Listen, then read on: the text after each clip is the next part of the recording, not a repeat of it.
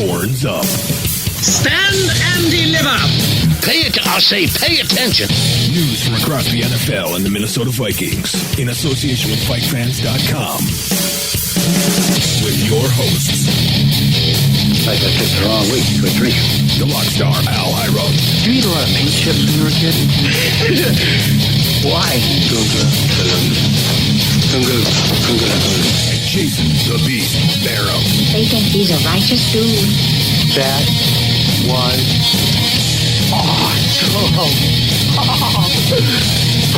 Boy, is this great! And welcome to Week 10 of Horns Up, your rock and roll NFL podcast, our special Border Battle edition. Tonight we're doing something special, we're doing something awesome, we're doing something we have not tried before. We're doing live on air with all of you and all of our guests, our own version of, hey, Around the Horns Up. You've seen it on ESPN, now see the better version with some awesomer peeps, because come on, man, some of those guys get really boring. We've got with us, of course, Mr. Tom Moore, interviewer extraordinaire for VikeFans.com. How you doing, Tom? I'm doing great. Thanks for having me on, Locke. Awesome. What you drinking tonight, sir? Well, you know what? I just got home from the road, so I decided to really go the right way. I've got Tom Moore whiskey. If you've never had it, it's about $8 a liter. It'll knock you right out like drinking NyQuil. Tom Moore whiskey, really? You get around, sir. You get around.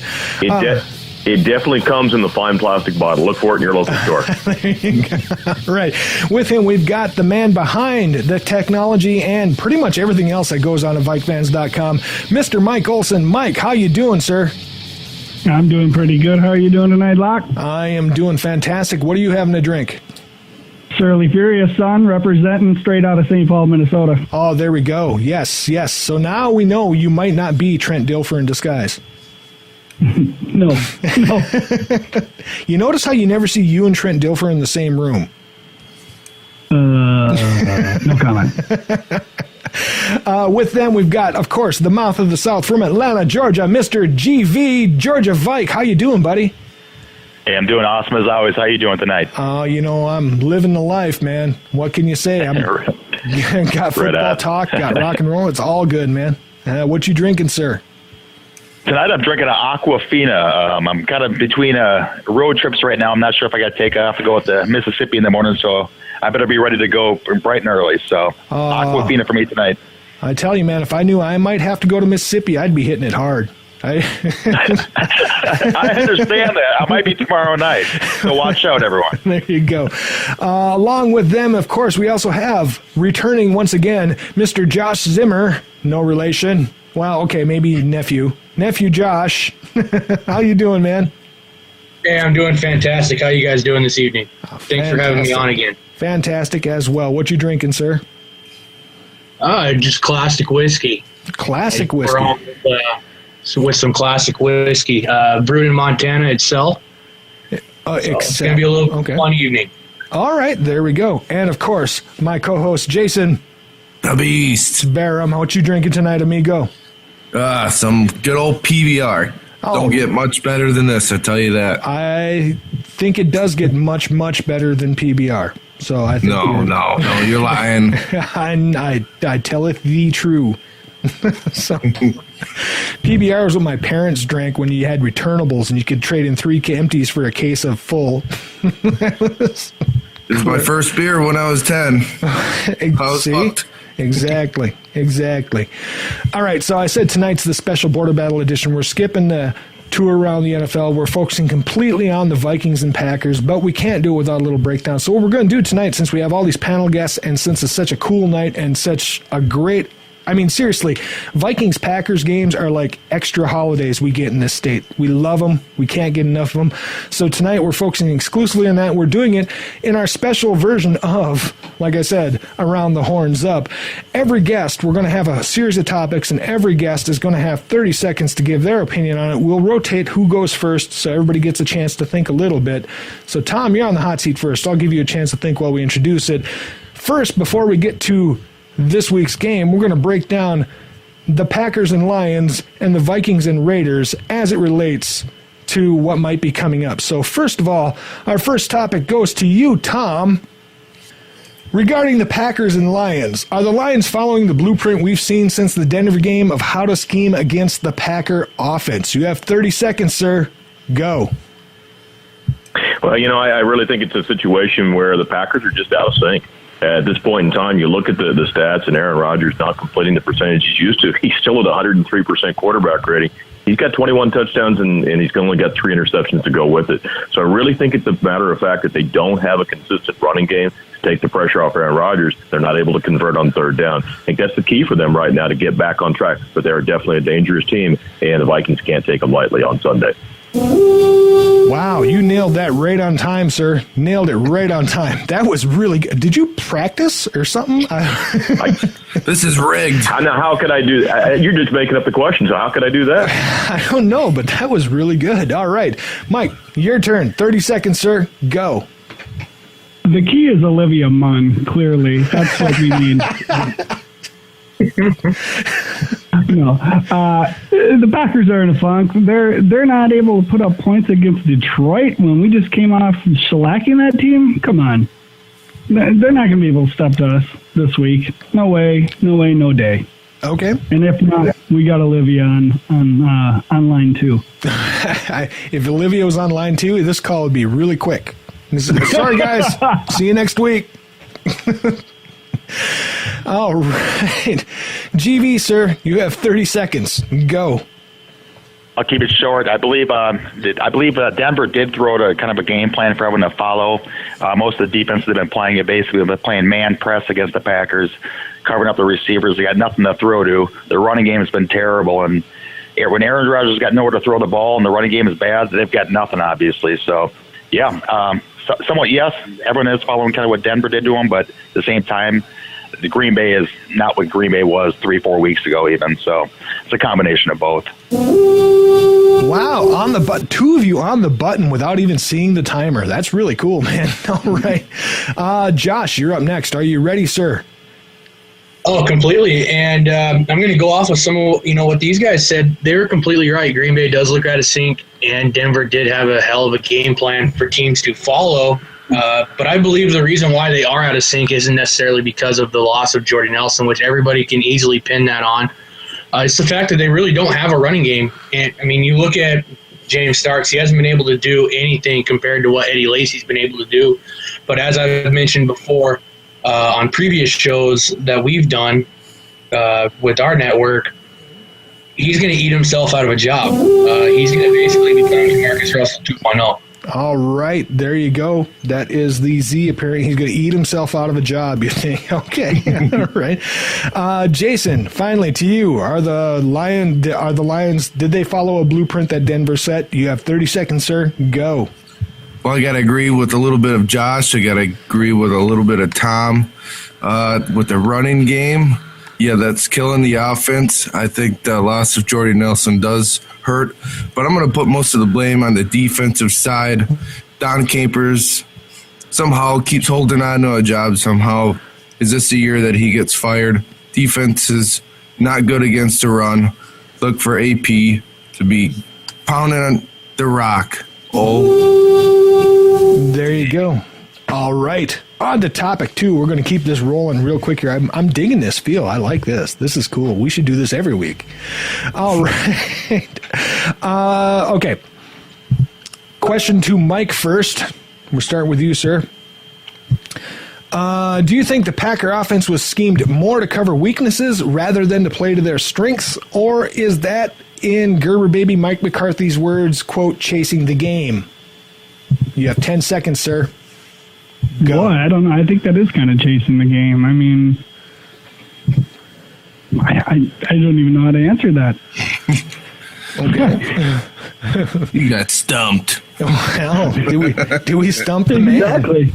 Okay. Well, okay. If you think about it, though, if you're looking at the Packers offense as it's been schemed all year, do you think that is catering to their strengths or hiding their weaknesses? Let's go with that.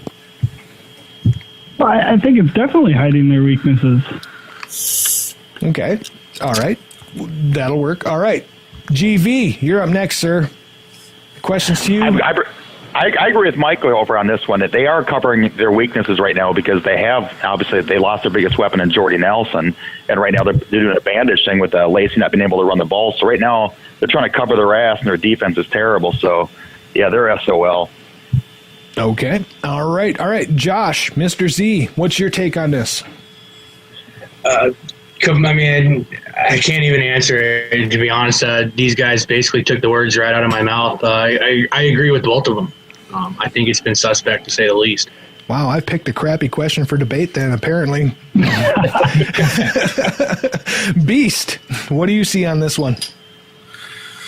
I think they shot themselves in the foot. I think that Ted Thompson needs to look at free agency a little bit more to plug some holes in instead of saying all his draft picks are good and he doesn't need to do much else in free agency. All right, bringing Ted Thompson in. Good angle. Bashing him. There you go. Tom, what's your take on that? A little bit differently. I think they're actually playing to their strengths. I mean, their only strength right now is the passing game. And when they focus on one side of the ball game, it's a whole lot easier for the defense to scheme. That being said, when you got Aaron Rodgers, at any moment he can get hot. So again, I think they continue to play to their strength and just hope they can get 50, 60 yards out of their running game to take the pressure off Rodgers. Oh, there you go. We'll call that our good point, our counterpoint, I guess, of the evening. There you go. That was then well said, sir. Well said. That was interesting. I've always thought, for me, call me crazy, since about week 1 or week 2, I thought they were suspect because they were relying so much on that short slant trick play game, which leads us to our next subject.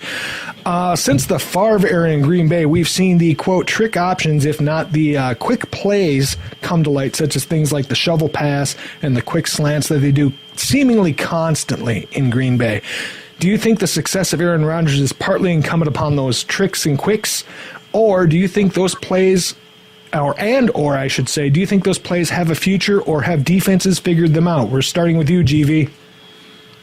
I think they have a future. It just depends on who's throwing the ball. I won't underestimate, Aaron Rodgers. To go from Brett Favre to Aaron Rodgers, I think those guys are great at getting rid of that ball real quick. But they've also had great receivers, to be there, that get those passes. All right, good call. Josh, what do you see on that?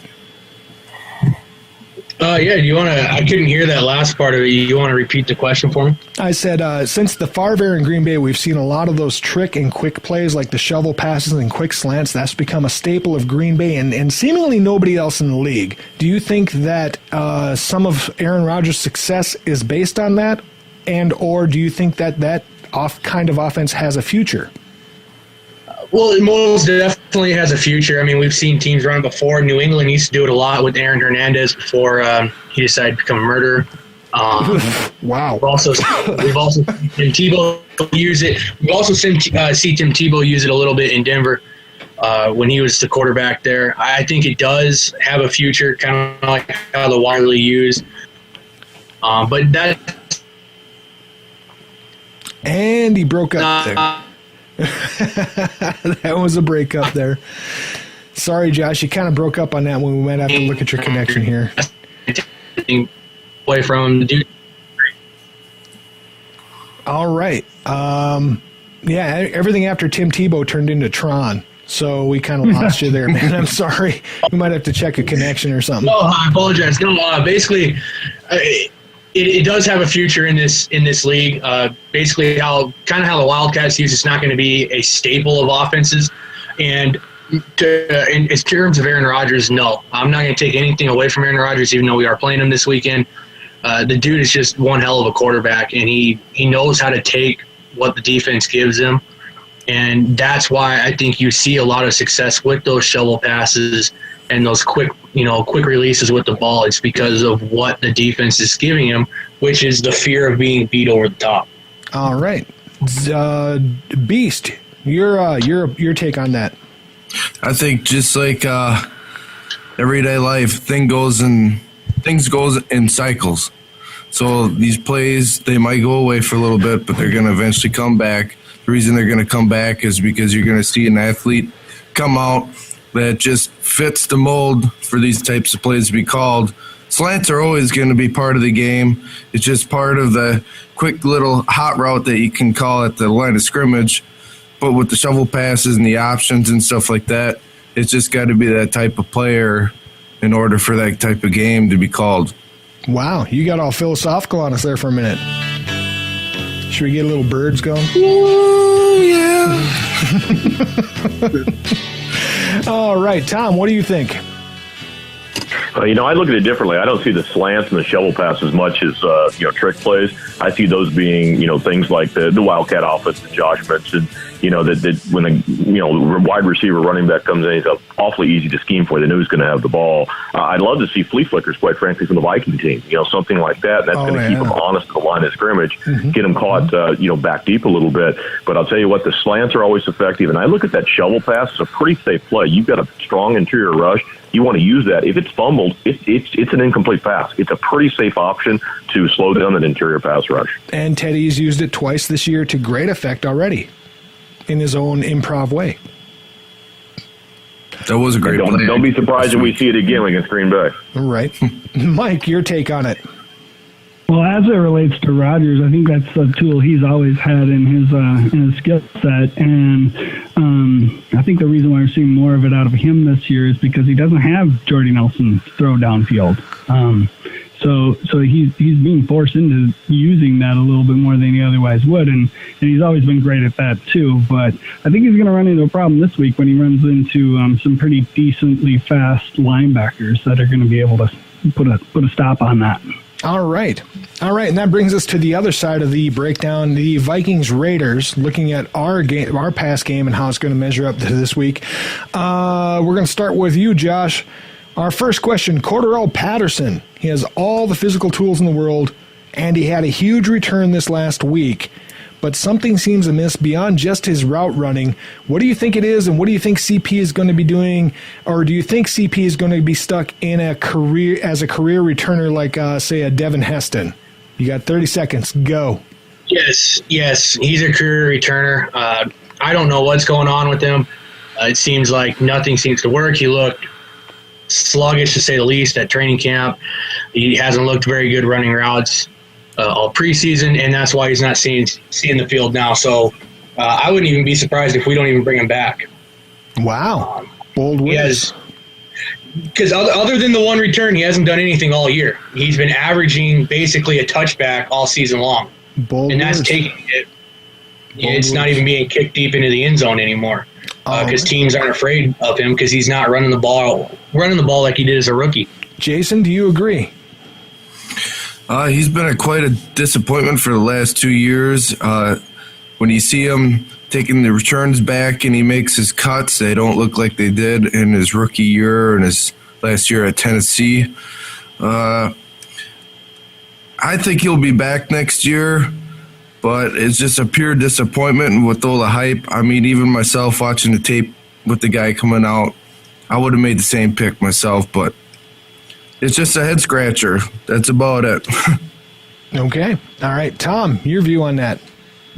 It's funny. I'm going to give you an inside conversation we had with wide receiver coach George Stewart. A lot of this is a bit of mental toughness they're looking for. They're looking for him to get pissed off, quite frankly. And so as they continue to coach him and he's not playing much, they want him to get angry about it and show it on the field. Problem is when we saw him in preseason games, I mean, he's got speed, but he just tries to run straight go routes, and it's easy enough for the defensive backs and the safeties to get on him. So that's really the problem, is he just doesn't seem to learn. What I'm a little disappointed about, though, goes beyond Patterson. It goes to Norv Turner, and we did see Patterson out of the backfield, and that's something he excelled at Tennessee. Bill Musgrave, as much as we thought he was not very creative, did use him more effectively. So I think he's a gadget player and a kickoff returner, and I think that we need to get back to giving 4 or 5 plays specifically for him and use him and get what you can out of him. Do you think the crotch grab was a sign of him getting angry? No, I think that's just him panning to the crowd. He loves the fans. That's one thing we saw at camp is he was one of the receivers that did not stay late. He typically was going to go run to the throng of fans and sign autographs. He loves the attention. So, it's one of those things, just do your business, score your touchdown, start to become an NFL athlete. You can celebrate as much as you want. There you go. Mike, your take on CP's situation. I'm going to agree with Tom, and I think that the phrase is square peg, round hole. I think that they're not finding a way to use his talents to the best of his abilities. Clearly, he is not ready to be a downfield wide receiver and handle that role. I think he also thinks a little too highly of himself, and I don't think he feels like he needs to push himself in that area. That's my take on it. But I do think that they're not using him as effectively as they could, and I think that we could be getting some big plays out of him if we were willing to give him the ball out of the backfield. And GV, your take on this? Well, I don't know who this Heston guy is and who Hester was, but you know, as far as CP, I'm never going to compare him to Hester. If he's doing that, he better return some more kicks. But I honestly think he's more in the designing pants and cheering and getting the crowd to cheer for him than he is, putting in the effort to be a good football player. I think he's got the natural talent, but the lack of give a damn to really go out there and try to be the best damn wide receiver that he can. All right. You get that point there, GV, for calling me out on Heston versus Hester. My bad. I mispronounced. That's what I'm here for. That was a nice I want to say one more thing about that. Real quick. The success of Diggs, you CCP going up to him and be like, damn, man, that's pretty good. You think the guy would actually take a little note from the guy, the rookie, showing him up. You never know. You never know. Over there smiling on the bench. That's what you should have been doing the last year or two, buddy. Right. Well, hey, you know what? It's your turn up next, so if you want to keep going on it, you can. Otherwise, you can answer this question. Ready, Mr. Beast. Let's do it. The Vikings have made a habit out of grinding out those close games until this week when they finally broke 30 and won by 2 scores. Well, 2+ scores if you don't count 2-point conversions. Do you think our passing game is going to step up once defenses start closing down further to stop AD, and will we be able to finally have those blowout games? Well, we talked about it the last couple of weeks. When was the passing game going to take it to another level? Because we've seen the defense step up. We've seen the running game get better. Now we're just waiting for the passing game. Well, last week we definitely had a chance to make it a big blowout. Rudolph had to drop in the end zone. We've been coming close to making a lot of plays early to go up. And then if we go up, let's say 14, 17 points, Zimmer's going to be licking his chops with that defense coming in and attacking them. I think it's a matter of time. These drops like that in the end zone, they ain't going to happen much longer. All right, there we go. All right, and to you, Tom, what do you think about that? Well, I think the passing game has to step up at some point, and it's not just Kyle Rudolph getting 2 passes for 19, 20 yards a game and dropping them in the end zone. I think it's got to be Teddy going downfield, taking more chances. He's awfully safe with the ball, and when he does go downfield, he's not all that accurate, much like we saw in his freshman season here. So that's really what needs to change. When the defense are going to sneak up to the line to stop Adrian, I don't know. They haven't done it yet. So again, he's out of the ordinary to have almost 1,000 yards at this point. There you go. Great. Okay, and Mike, your view on that? Well, I mean, last week we started off fairly fast, and then we kind of shut down after we saw that the defense was putting the clamp down, and we didn't really need to move the ball that fast. Yeah, the game was a little closer than anybody would have liked it to, but we had the game under control, and I don't think that they felt the need to put Teddy in a position where he could fail. They were content with just letting him do his thing and let Adrian do his thing, but not ask him to do too much with the ball. Is that a game manager? I don't know. I just think that they know that they don't need to ask him to do too much right now. All right. Wow, you hit it right on the button. I almost didn't get the Viking horn in. Good job. All right, GV, your take on it. I got a lot of takes on things, but this past week, I looked. We almost dropped a 40-ounce on him if it wasn't for 2 missed field goals and that drop touchdown. But I think this team is built to win the close games. They don't want a 40 to 35 game. We're not going to win games like that. I think there's going to be games all year going to be 25, 22, so just right in that range. And I think we're going to continue to see that. That's just the way this team's built. Wow. All right. Very succinct. And Josh, you're finishing this topic up. I have to agree with a lot of with practically everybody. I mean, they all hit good points, especially Tom's, with the fact that we can't put a whole lot of blame on Kyle Rudolph for only getting two targets or 2 catches the entire game. I do believe that Teddy has to step up. Teddy does have to step up. There are too many times more often than not so far this year, where he's either overthrowing receivers or underthrowing receivers. He's also getting to the point now where he's been hit enough to where he's getting a little skittish in the pocket, so he's not afraid to bust it. In terms of the running game, I mean, they can try and stack the box, but AP has proven that he can run against 9-man boxes. So that's not going to be an issue. It's just the fact that this to be the true balanced offense that we need to be, Teddy has to pick up and be in command of that offense. All right, and there we go. We're back to you, Tom, for the last question of the breakdown. Are you ready, sir? I hope I am. All right. Adrian Peterson is, I think, 16 yards ahead of his 2012 numbers, partially because of yet another gigantic run in Oakland. Do we think that he is, A, becoming a Barry Sanders-type back with a give-one, take-one breakout potential, or B, can his take-one side carry him all the way to an all-time rushing record, do you think? Well, two things. I actually think he's improved dramatically. I think he was that way 3 or 4 games ago as he was trying to get his heels back under him after spending a year off. I think now he's no longer looking for the home run ball. You started to see it in Chicago. He bolts up the middle. He looks for his block, and he's getting 8-9 yards to crack versus waiting for that big run and then losing 3 or 4 yards. So I don't think that's his problem necessarily. I think what has to happen for the Vikings, though, they've got to be more balanced by the end of the year if they're really going to be a playoff contender. So I don't think he challenges the record. I think he probably ends up around 1,700 yards. But in addition to that, the passing game comes alive. Wow. 1 second under. Very well done, sir. Very well done again. Mike, your take on that?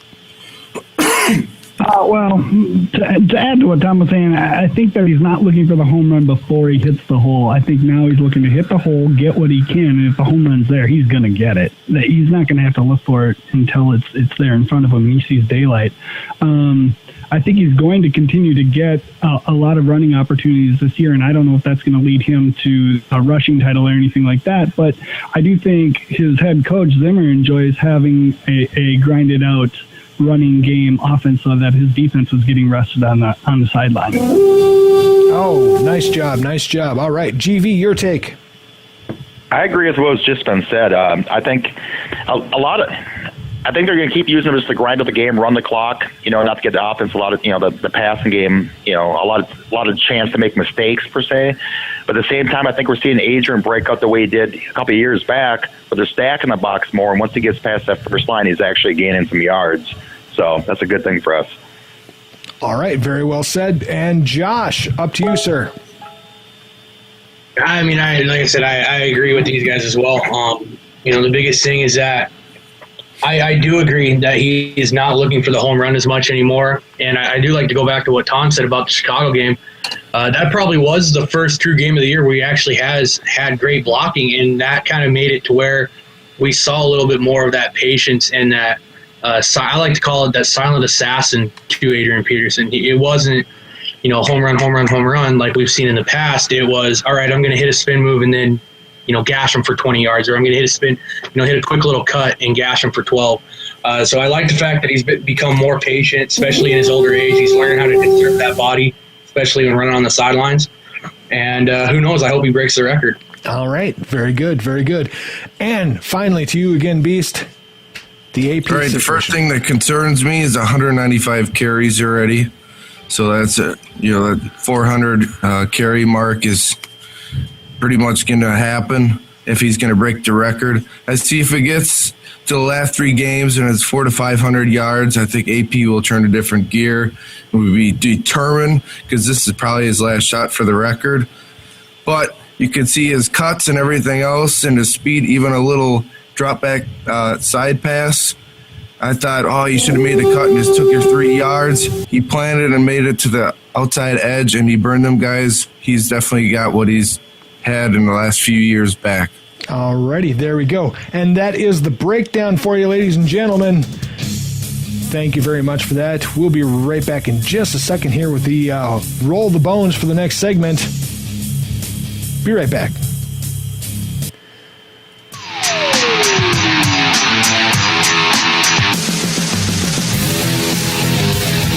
And we're back, and it's time to roll the bones. And, of course, we have to say, not of course, but we do, unfortunately, there we go, that's the right word, that's the word we want. Unfortunately, we have to say goodbye to Tom. Tom, man, it's been a pleasure having you on here, sir. It was great being here, and I appreciate you having me on and letting me interact with the guys. Did some great points tonight, and I want to remind everybody out there that we do have some interesting guests coming up. And one's going to really hit on the last question. We had Adrian Peterson. We are going to have Adrian's dad, Nelson Peterson, come on. And we talked to him on the plane ride to Minneapolis for the Ram game. And he insists that he will get Adrian Peterson here. So Viking fans, look for that. We'll get an opportunity to get some inside information from Adrian Peterson coming up. I tell you what, man, Tom, man, you are the guy. Seriously, I watch you work. I watched you in the field now, and I can't think of anybody. Dude, you interviewed a waitress when we were trying to just get beers, man. You're a natural. You're awesome at it. It's a fantastic thing to see. I love seeing you do it. And then when you get those one-on-ones with the players, it's always something special and interesting. Man, you know what? Maybe B-Rob should be like having you be his co-host on 96 Questions. What do you think of that? I like it. Man. We grabbed him after the Ram game, but he didn't offer us the gig, so we're looking for the contract. All right, B-Rob or Pops, if you're listening, give him a nudge, man. Tom's the guy, man. He that beef stick thing, that still gets me. All right, thanks, Tom. We really appreciate it.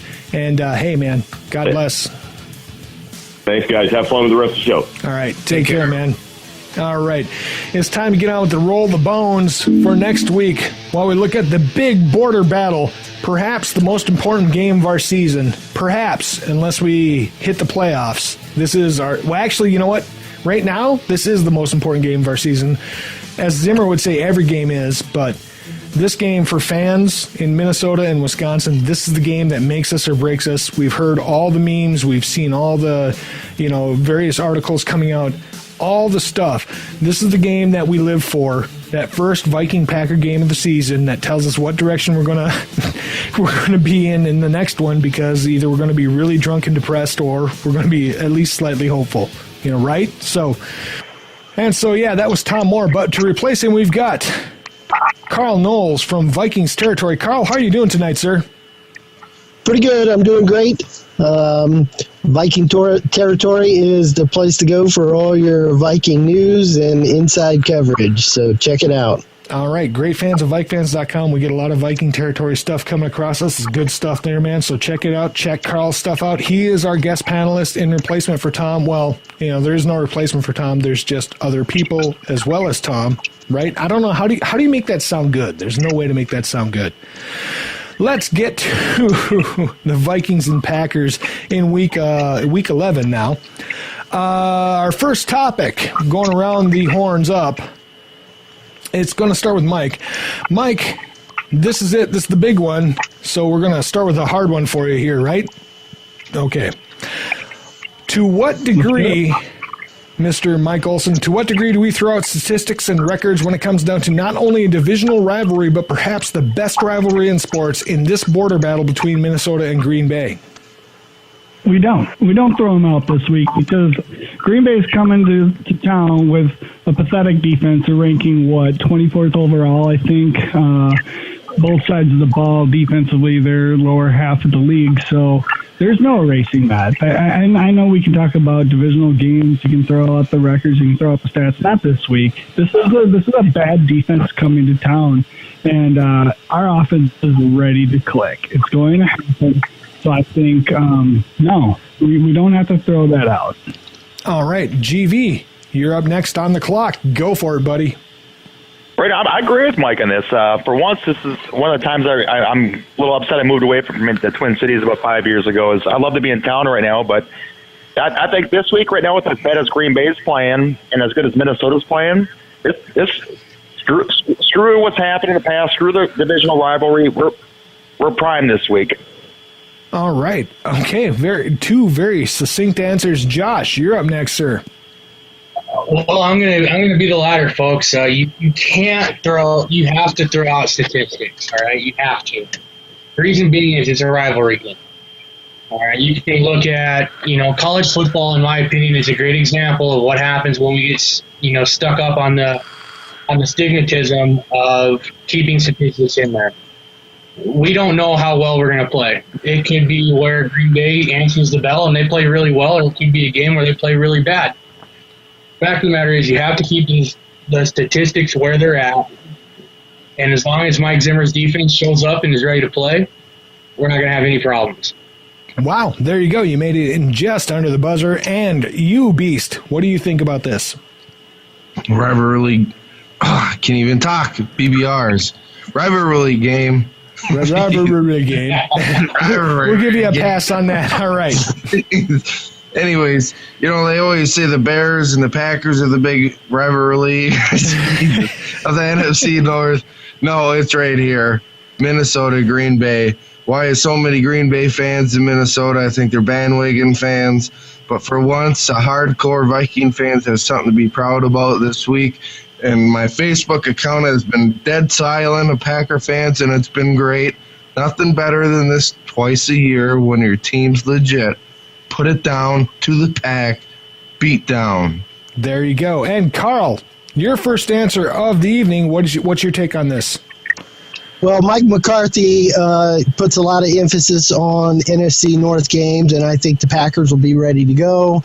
And it's a rivalry game. I'm expecting a good game out of the Packers. I'm counting on our defensive front to put some pressure on Aaron Rodgers. I think we're going to need to show some nice blitz packages, but Adrian Peterson can run the ball the way he's been running this year. I'm feeling pretty good that we're going to stay atop of the NFC North. There you go. Good answer. All right. Now, next topic is going to GV. You are first up, sir. The Packers have had on and off the field distractions. Is that a true sign of a team in decline or just a sign of a team on a bad run? And are there moments from Viking history that reflect to the same degree with player arguments and such on the sidelines during a game that you have seen? Well, I think with any team, when you're not doing well, there's always things that start stemming out onto the field. There's 6-0, lost 3 games in a row now that people are trying to figure what's going on. People are starting to point fingers. To be honest with you, I couldn't give a shit. I hope they do brawl it out over there. Good. Screw them. I'm just sick and tired of the effing Packers. Go for whatever. I could care less. I like that guy's answer right there. That's a good one. All right. Give him a point. Give him a point. Okay, right. Yeah. But as far as Vikings, things like that, there we go. there have been instances in the Vikings past where things have spilled over, but it's just football happens with every team going through a losing streak, especially a team that is expected to do better. All right. Good answer. Josh, you're on the clock. Go. I completely agree. The biggest thing is that you can't, just from personal experience as a player, there's different instances. Obviously it comes in the heat of the battle, but you look at the difference between how the Vikings have been playing and have had those issues and the way that Green Bay's been playing and have those issues. 2 totally different concepts and context between those. So, that's just kind of how the lines fall there. All right, and Beast, you're up next. We've had the same issues in the past when we were doing so good in the Culpepper Moss years. It's nice to see the same thing going on in Green Bay. I think it is just a little bit of a slump, but this Packer team reminds me so much of the usual Peyton Manning years of Indy, where you had to put up a lot of points in order to be competitive in all the games because of the defense. Defense is wearing out. They're old. They don't got a lot of depth. And I think the Pack will make the playoffs, but they're not as solid of a team as a 6-0 record start, as you would have thought. Kind of like maybe our Denny Green years. Carl, what do you think about it? God damn it.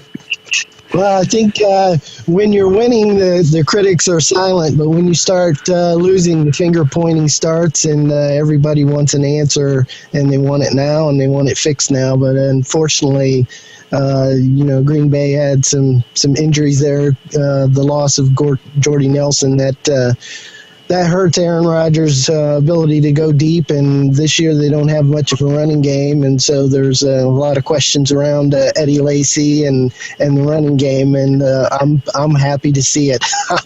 I'm ready for the Packers. Keep it going. All right, there we go. All right, on to the next subject then, and we're starting with Mr. Josh. Statistically, the Vikings match up very well, if not better, than the Packers.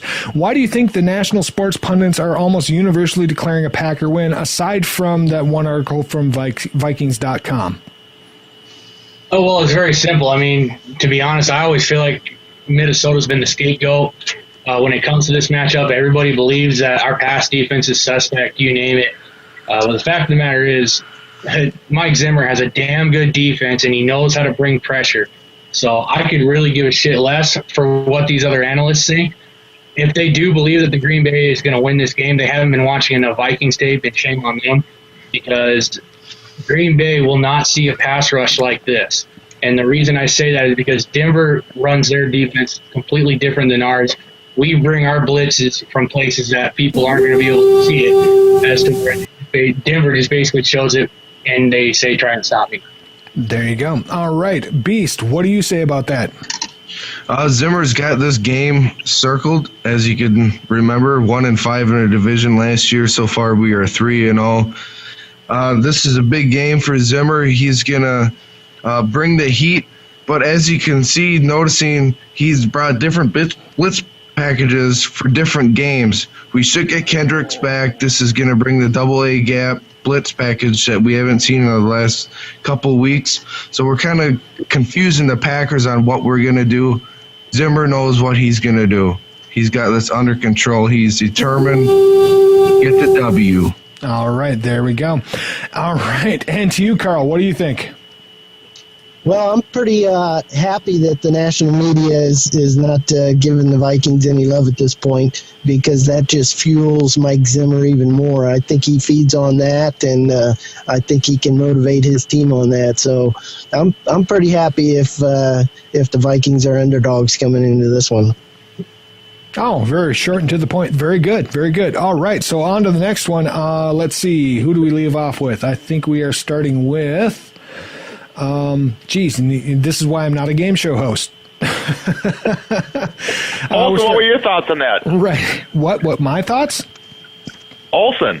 Oh, Olson. Yeah, Mike. Yeah, we started with Mike last. Thank you. Yeah, this is why we have GV. He's too far in the whiskey to even know he didn't even answer a question. I didn't even get in on the last question, to be honest with you. But anyway, yeah.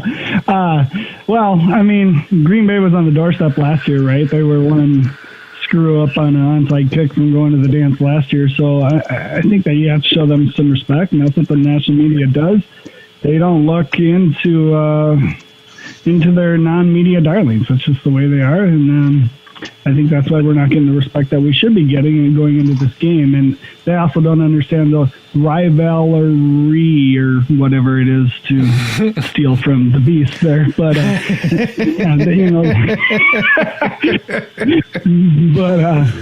but I think they're missing something going into this.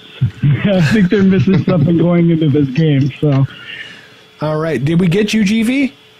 I thought we started. No. Okay, so we started with Josh. Okay, GV, your take on it. Go. So this week, I couldn't give a shit what the national media is saying. It's the same thing. I guess everybody's asked who's hot or whatever, and they want to be the team say, "See, we told you they weren't that good as we told you they were going to be." They played Green Bay, and shut up. I could care less what they've got to say. This team will be ready this week. Period. Okay. I agree. Zimmer has his team ready week in and week out. They just dare you to beat them. And sorry about that, Mike. This is why, I have a face for radio and I don't host an ESPN show. So, yeah. Hey, no problem, brother. No problem. It happens that way. So we started with Josh. So let's see. Do we make up for that on, you know what? Let's just go with Beast first, and we'll just keep it going so I have some continuity in my life. Jesus Christ. Beast. What has happened to create the mess that is the Packer running game despite the return of Jenny Craig Lacey? And by the same token, what has got Peterson making such strides behind what we in the preseason thought was a suspect offensive line? You have 30 seconds. Go. Well, for the Packers and Eddie Lacy, it's quite easy. Baby Ruth? Put him down, buddy, man. Quit eating them, man, all right? We can see the belly. But on the other side, the offensive line, it took a little bit. Berger in there. with Fusco moving to the left side, Harris on the right side, and then TJ Clemens on the right tackle side. This whole new offensive line, we got spoiled the last few years with all the 5 guys all being together, all the continuity there. Now we're hitting a stride. People are finding out their roles in this offense, and look for this offensive line to continue to get stronger in the running game, and especially the pass protection. That's a big key. All right, Carl, to you, sir. Well, I'm not sure exactly what's wrong with Eddie Lacy. He may just not be in game shape at this point. But I think that there's probably some issues with the offensive line as well. That's hurting the Packers off running game, and even the pass protection lately hasn't been that great. But as far as the Vikings offensive line, I think Berger has done a really good job filling in for Sullivan, and that's been a big plus to see. And I think Mike Harris is starting to improve and really look sharp along the offensive line.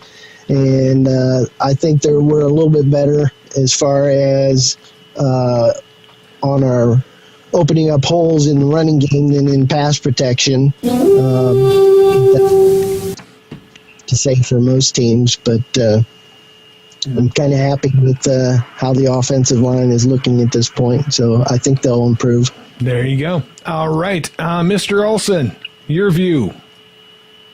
Well, I think Green Bay's got crossed up a little bit, right? They lost Lacy for a little while, and they had to switch it up, and, trying to shuffle back and forth, I think creates some continuity issues, and I think they also have some problems on the offensive line, too. So not unlike anything that we've seen in the past year, with having to switch out Adrian Peterson last year, some problems along the line. For us this year, thankfully, everything seems to be working, and we're finally starting to gel along the line, and things are starting to work. Now, the question was, if Sullivan ever came back before, what we were at? I think that could have actually been a mistake to bring him back mid-season. So, blessing in disguise that we're working with continuity now. Good point. Good point. Yep. I think that's a very, very good point there. GV, your view on that? I actually think it goes back to the Green Bay passing game. When the passing game is doing well, everyone's sitting back, and it allows those lanes for Lacy and whomever's sitting back there, to run the ball. So I think with the receivers not being as good as they were on the team, or not playing up to their ability, the guys who are out there, that's not allowing the running game to get going.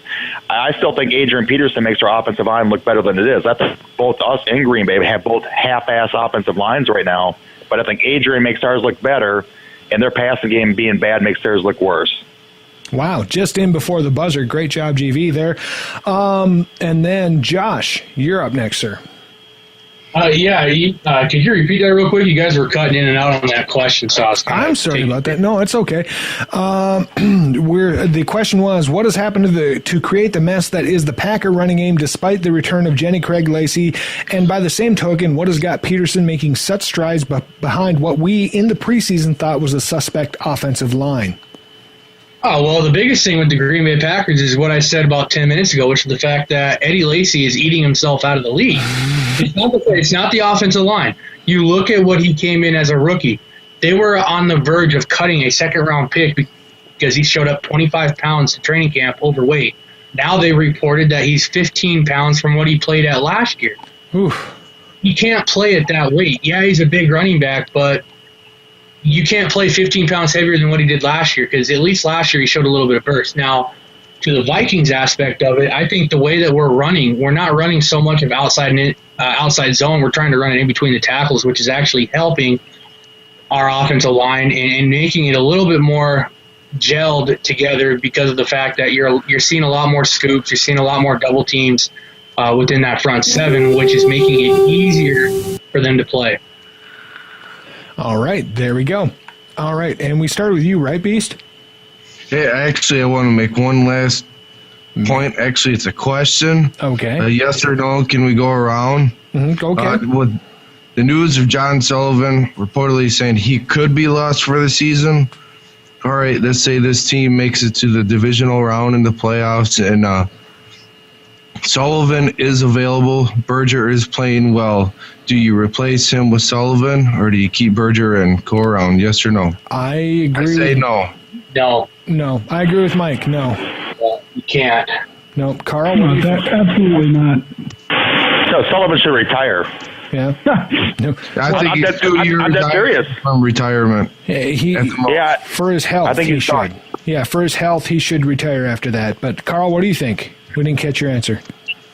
If Sullivan is healthy, which I don't think he will be, that back injury I think was aggravated not too long ago when he was lifting some weights. But Berger can easily move to the inside and make room for Sullivan to come back. And Fusco's not playing very well, so I wouldn't mind seeing, Berger step in at the guard position if we needed to. So I think it'd be a good thing to have Sullivan back, but we're not in any dire straits at this point to bring him back. But if he's healthy, I would throw him in and move Berger over and put somebody on the bench. There's So going into the playoffs, you don't think that throwing out the continuity with a guy that hasn't been there all year making the line calls, you don't think that might be a bit of an issue for us to adjust at such a key time in the playoffs? Yeah, I agree with that. Sullivan is one of the top centers in the league. He was. He is very smart, though. Sullivan knows his shit. So is Berger. Berger's a very smart guy, too. Berger's he's actually rated one of the smartest linemen in the NFL, one of the smartest very players undervalued, I think, center in the league right now. He is, but I actually think you have to hold him till next year because you develop line continuity where they can feel where everybody is, and we finally started to seem to have developed that, and you don't want to screw that up. So he's a backup until he's completely healthy and has another preseason. Well, one answer you heard was from the Southern guy. GV? He should retire? Well, that just makes you think maybe they made that trade with San Diego because they might think he might possibly have to. Dude, they might. Obviously, they know a lot more than what we know. Dude, so it could be a lot more serious back injuries in the league. Yeah, she had back-to-back. Not good. Yeah, if I was Sullivan, I would retire. I mean, I've made my money. Time to just, kid, family life. Here we go. Right. Yeah. There's a point where you have to look after your own health too, and that's a concern. For a guy like Sully, he's been around a while. All right. And next up, a fun one for y'all. And where did I leave off? I left off with who started that last one? Me. You did. Okay, so we're going to start with Carl this time. All right. And next up, we're going to do a fun one, starting with you, Carl, since you're our newbie on the panel here. All right, here's your question for you. You got 30 seconds. Which to you is the most important factor and why? The Olivia Munn factor or the Ditka sweater? Oh, no. The Ditka sweater, I guess. That's a icon there. Okay. I don't know. It looks awful tight, though, on Ditka. Wow. Anything but a tent's going to look awful tight on Ditka right now. But which one's more important to the game? What was the first one again? Olivia Munn or the Ditka sweater? Ditka. Pass. Okay, all right. That means it's to you, Mr. Olson. Which one is more important to this game? The Olivia Munn or the Ditka sweater? I'm just thinking of Olivia Munn wearing only a Ditka sweater. I'd still tap that. Ditka's meat, man. This is the special meat, man. Let me show you a bratwurst. Yeah, I get you. Come and get I'll take Aaron. I'll take what's a dude for 500, Alex? And the question is, who is Olivia Munn's Adam's apple? What? No, what? Seriously? What? No. Do not ruin all. I've spent so many minutes on. Never mind. But no. Not what you were expecting, or what, Al? No, you never expect an Adam's apple unless it's yours. That's just how it works. Oh, come on now. Gee. Well, we're talking about Aaron, you know. Well, yeah, but Olivia Munn, man, she's like geek holy grail, man. You put your wiener in that, and you get like eternal life or something. I don't know, but dang. I think Olivia Munn is the key to the victory. Okay, all right. GV, what do you think is more important to this game, Olivia Munn or Ditka Sweater? I'm going Ditka Sweater because he hates the Packers as much as we do. I cannot stand Olivia Munn. Screw her. I could care less. I could care less about Aaron Rodgers. I could care less about his personal life. Effort.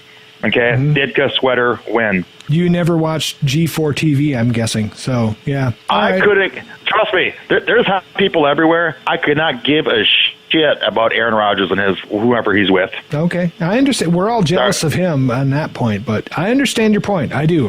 Because, you got your thing going on, and we understand. We get it. Yep. She's just another, loudmouth Hollywood type, and I wouldn't piss on her teeth if her gums were on fire. I could care less. Oh, my God. Is Miss GV standing over your shoulder right now? Is that what's going on? No, you believe it or not, she's actually out of here. She'll be here tomorrow night, but she's out of here right now. Well, man, you're a dedicated man. That's good. That's a good thing, man. Be proud. Packers suck. This is for Sassy. Packers suck. Right. You know what? Yeah, right. I would take Olivia Munn in a Ditka Sweater if it doubles down the chances of the Packers losing all day long. All day. Yeah. Anyway, now you know where it's been, so I would have. Right. Yeah. I can't put it in because Aaron's been there. Oh, Josh, what do you think? What's more important to this game, the Olivia Munn or the Ditka Sweater? Yeah, well, it's pretty easy. You got to go with the sweater. Yeah. Okay. All right. The Ditka. All right. That was very to the point. Okay. Beast, how about you? This is easy. It's a trick question, man. It's both. There you go. Tony Romo and Jessica Simpson reminds us, hey, come on, what happened in them years? It's obviously a little bit of the chick factor going on here. He's got his head. He's thinking with the wrong head right now. That's what's going on. Hold on. Wait. Now, you pulled up Tony Romo and Jessica Simpson as the comparison. So are you saying that Aaron Rodgers and Mike Ditka is the thing? Wait. Hold on. What? I'm confused. Oh, no. I didn't get to my second half of my point. Oh, okay. All right. Hey, easy, buddy. Easy. 30 seconds, man. Well, now you're going to have to give me 45. Okay. No, but the other side of it is, of course, a Ditka Sweater. He's cursed him 3 weeks now. The contest for McDonald's only goes, I think, a couple more weeks, so I think we got a couple more losses thanks to Ditka. Okay. Fun. All right. Okay. All right. And our last question for the panel, starting back with you again, Mike. Are you ready, sir? Yes, sir. Here comes. This is actually the toughest question. That's why I gave you the humorous one first to relax, because you got to get ready for this one. In 30 seconds or less, to you personally, what are the keys to victory for a Vikings win this week? Go. Well, like I said, it's going to come down to defense in this game. The Packers, I think, if I believe, last I checked, were rated 24th overall in defense, and our defense is surging. We're allowing 17.1 points per game, and Green Bay struggled to put up dick shit against Detroit. So I think it's coming down to defenses. That's the biggest key, and we got the edge. All right. Mr. GV, your points. I believe it just comes down to, like Mike was saying, just our defense stepping up. Green Bay's offense, I'm not scared of anymore. They still have weapons out there, but I'm not scared of them anymore. And their defense is terrible.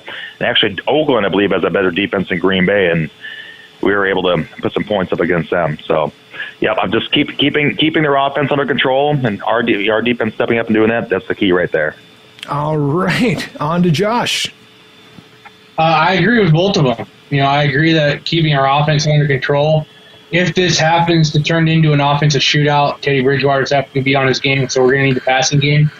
But, it's simple. We have one of the best defenses in the league. If we can continue to create pressure using those double-A gap blitzes, Anthony Barr and Everson Griffin are going to have a huge day. Okay, Beast. This is obviously, it's all about Aaron Rodgers throwing the ball right away, trying to get up some points real fast. If this doesn't happen, we are in key to take this game under control early. Otherwise, this is what's going to happen. Aaron Rodgers is going to come out, and they're going to try and throw the ball, and they're going to try and get up 14 zip on us real quick to make us a different dimensional team. They're going to try and make Teddy pass the ball instead of having AP run the ball with us being points down, so they can use their pass rush that hasn't got a sack in the last 3 weeks.